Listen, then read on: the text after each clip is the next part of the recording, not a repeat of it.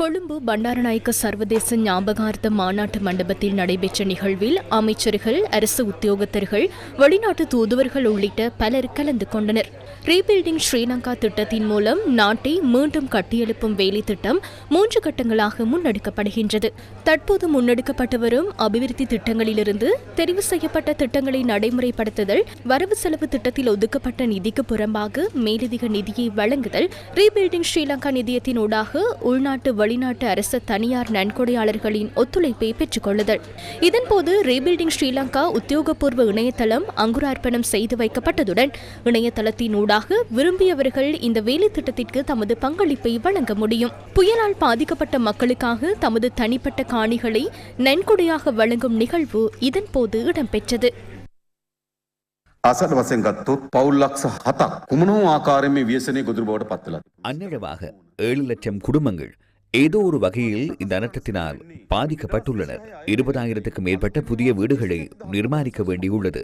2026ஆம் ஆண்டு வரவு செலவு திட்டத்தில் 31,000 புதிய வீடுகளை நிர்மாணிப்பதற்கான திட்டத்தை நாம் ஏற்கனவே தயாரித்திருந்தோம். 2009ஆம் ஆண்டு யுத்தம் நிறைவுற்று 16 ஆண்டுகள் ஆகின்றன. வடக்கில் யுத்தத்தினால் வீடுகளை இழந்த பெருமளவிலானவர்கள் இன்றும் நலன்புரி முகாம்களிலும் தற்காலிக குடிசைகளிலும் வாழ்ந்து வருகின்றனர். இவர்களுக்கான 2,500 வீடுகளை நிர்மாணிக்க இந்த ஆண்டிற்கான வரவு செலவு திட்டத்தில் 500 மில்லியன் ரூபாவை ஒதுக்கியுள்ளோம். அதேபோன்று கிராமிய மட்டத்தில் பொருளாதார ரீதியில் இன்னல்களை எதிர்நோக்கும் மக்களுக்கான வீடுகளை நிர்மாணிக்கும் பணிகள் முன்னெடுக்கப்பட உள்ளன. அவர்களுக்கு 10,000 வீடுகளை நிர்மாணிப்பதற்கு நாம் திட்டமிட்டுள்ளோம். ஒட்டுமொத்தமாக பார்த்தால் 2026ஆம் ஆண்டில் 50,000 வீடுகளை நிர்மாணிக்க வேண்டியுள்ளது. இது தொடர்பில் உலக வங்கியின் உதவியுடன் தயாரிக்கப்பட்ட ஆரம்ப மதிப்பீட்டின் பிரகாரம் $4.1 பில்லியன் செலவாகும். எனினும் தற்போது நாம் தயாரித்துள்ள செயற்திட்டங்களின் மொத்த மதிப்பு சுமார் $2.8 பில்லியன் ஆகும். மேலும் சில அடையாளம் காணப்பட வேண்டியுள்ளது. பொருளாதார ரீதியில் எடுத்துக்கொண்டால் முன்னேறிக் கொண்டிருந்த வேளையில் எமது திட்டத்திற்கு ஏற்பட்ட பாதிப்பாக இதனை நான் பார்க்கிறேன். அதனை ஏற்றுக்கொள்கிறேன். சீராக ஓடிக்கொண்டிருப்பதன் மூலம் மாத்திரம் மாற்றங்கள் ஏற்பட போவதில்லை. அனர்த்தங்கள் ஏற்படுத்தும் தாக்கத்தின் பின்னரும் நாடுகள் கட்டியெழுப்பப்பட்டுள்ளன. இந்த அனர்த்தம் நமது பொருளாதாரம், மக்களின் இயல்பு வாழ்க்கையில் பாரிய தாக்கத்தை ஏற்படுத்தியுள்ளன. எம்முன் 2 தெரிவுகள் உள்ளன. ஒன்று, அனர்த்தத்தின் தாக்கத்தினை நினைந்து வருந்திக் கொண்டிருப்பது. மற்றையது துணிச்சலுடனும் நம்பிக்கையுடனும் மீண்டும் எழுவது. ஓர் அரசாங்கமாக நாம் 2வது பாதையை தெரிவு செய்துள்ளோம்.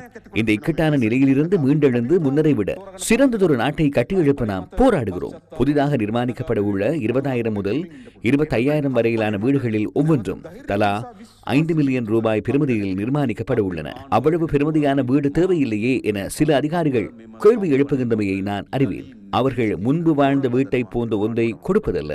அவர்கள் சுதந்திரமாக வாழ்வதற்கு தகுதியான ஒரு வீட்டை வழங்குவதே எமது நோக்கமாகும்.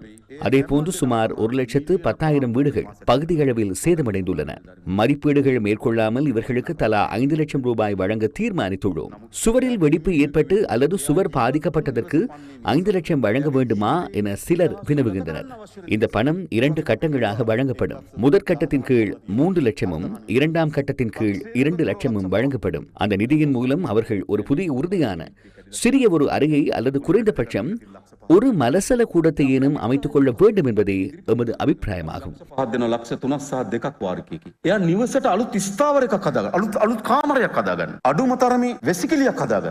மத்திய மலைநாட்டை பாதுகாப்பது தொடர்பில் அரசாங்கத்தினால் விசேட கவனம் செலுத்தப்பட்டது.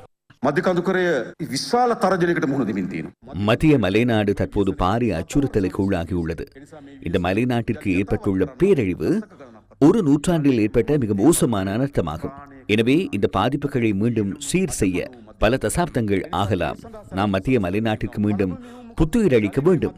இன்று மத்திய மலைநாடு வறண்டு பலவீனமான நிலையில் காணப்படுகிறது. இதற்காக நாம் முறையான திட்டங்களை தயாரித்து வருகிறோம். எனவே நாம் முதலில் செய்ய வேண்டியது என்ன?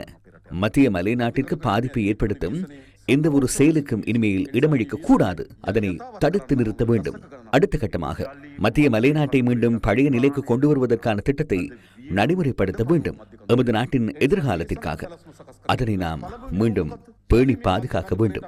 මේ මධ්‍ය කඳුර යලි යථාවත් කරගෙන ඉන්න අවශ්‍ය වෙන සැලැස්ම ක්‍රියාත්මක කිරීම